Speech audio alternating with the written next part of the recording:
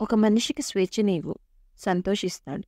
కానీ చనువు ఇవ్వకు, సంతలో బేరం పెట్టి నిలువుగా ముంచేస్తారు. అర్థం, అపార్థం రెండిటికి ఒకే అక్షరం తేడా. అర్థం చేసుకుంటే స్నేహం అవుతుంది, అపార్థం చేసుకుంటే శత్రువు అవుతారు.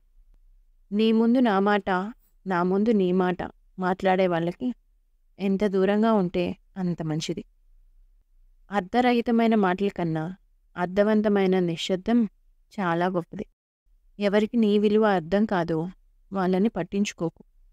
ఎవరు నీ విలువను గౌరవిస్తారో వాళ్ళని అశ్రద్ధ చేయి. రేపు అనే రోజు ఉంటుందో లేదో తెలియదు.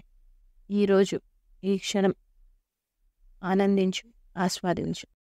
చాలామంది జీవితంలో ఓడిపోతున్నారంటే బలం లేక కాదు, అబద్ధం ఆడలేక, మోసం చేయలేక. ఎక్కి వచ్చిన మెట్లను, మనం నడిచి వచ్చిన దారిని ఎప్పటికీ మరవకూడదు. అలా మరిచామంటే నీ ఆనవాళ్లను నీ చేతితో నువ్వే తుడిచేసుకున్నట్లు అవుతుంది. అర్థం చేసుకున్న ప్రతి వ్యక్తి ఒక అద్దం లాంటి వాడే. మనల్ని మనమే అందులో చూసుకుంటాం.